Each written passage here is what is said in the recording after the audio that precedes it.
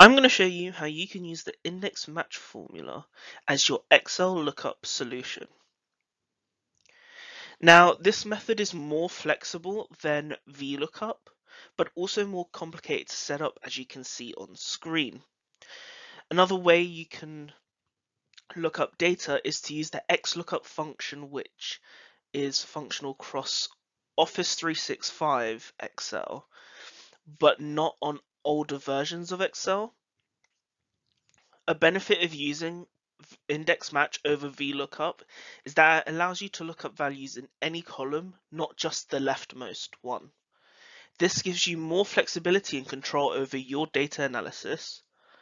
Another benefit is that index match is more efficient and faster than VLOOKUP, especially when working with large data sets. This is because index match only references the columns you need, while VLOOKUP references the entire table or data array.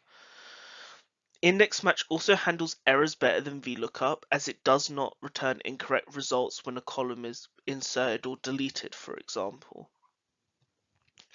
Now, on screen you can see XLOOKUP and index matches syntaxes and structures for the formulas. Now, with XLOOKUP, it's really the most simplistic and basic information that you need to use, which is your value you're looking up, the array or column where you're looking it up, and the return array or column. And you can also have that same or similar-ish structure in index match, just slightly rearranged. So with index match, and we'll go through an example in a moment, you put your return array as the first part of the function before you even get to the match part. Now, the match function returns the position of the lookup value in the lookup array. So it returns the position of where the value is in the actual column, for example. And the index function returns the value at that position in that column that you are searching for the value. So say you needed to get an email address from an ID.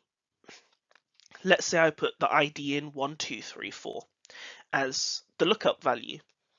It would then look up for the employee ID 1234 in the column I have selected, the ID column in this table, for example, and then it would return the email address that's corresponding to that row,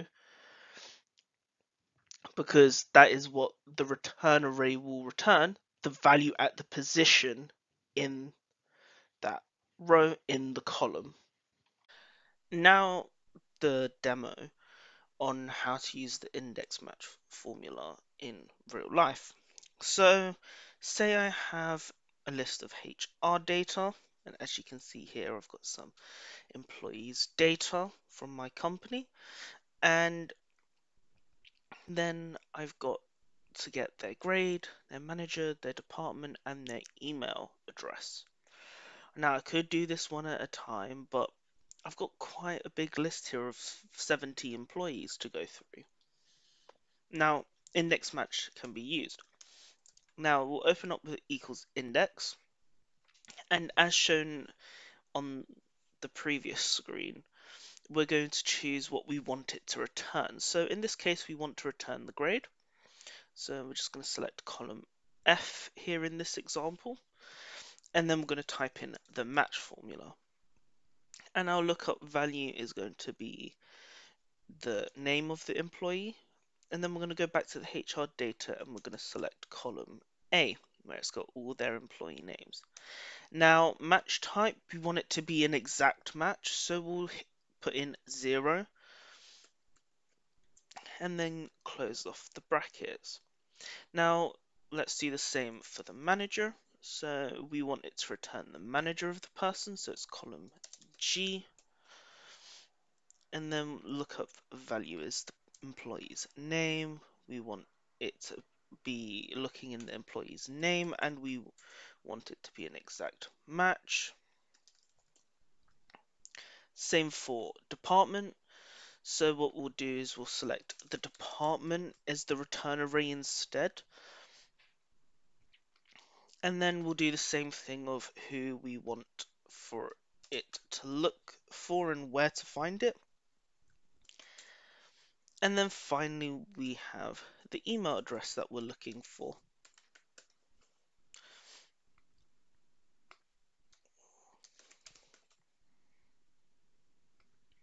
So as you can see, it's quite similar in some regards to the XLOOKUP formula, just a little rearranged. Obviously in this example it's 2 formula functions compared to XLOOKUP, which is 1.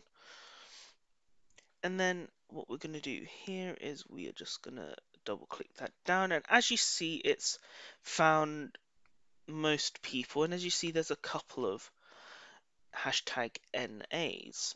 Now that means the person wasn't found, and we can also wrap that in another formula so that our data is clean and doesn't have these pieces of hashtag NAs. So what we can do is we can wrap it in an if NA formula. We'll leave our index match in the first part of the function, and then in the second half we'll just put something like employee not found, and I'm just gonna do that, and then we're just gonna drag that down and up, and as you see it's cleared the the hashtag NAs and replaced it with the employee not found. And you can do the same for the other columns or whenever you use this formula as well. You can also use it horizontally. So as you see, we need to pull the email and address and the manager name of a certain employee. So we'll use the same principle here. So we'll do index, and we want it to return the email. So we'll select the email row. So this is where it's slightly different because before we chose columns, but it also works horizontally. Then we want it to look up the person's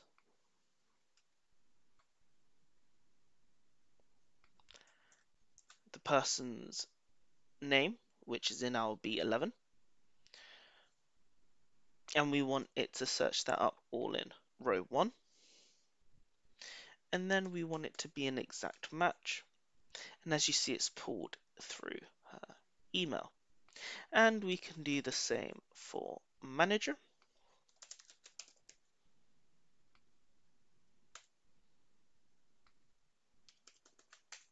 And as you see, that's pulled it through. Now, if we put in, say, Zayden Coleman, for example, you can see it updates the values here as well. And we could wrap these as well in if NAs. So let me just put not found as the value if it is an NA, which means the data wasn't found in the dataset that was specified. If I was to then put my name, for example, as you can see, it now returns the if NA part of the function.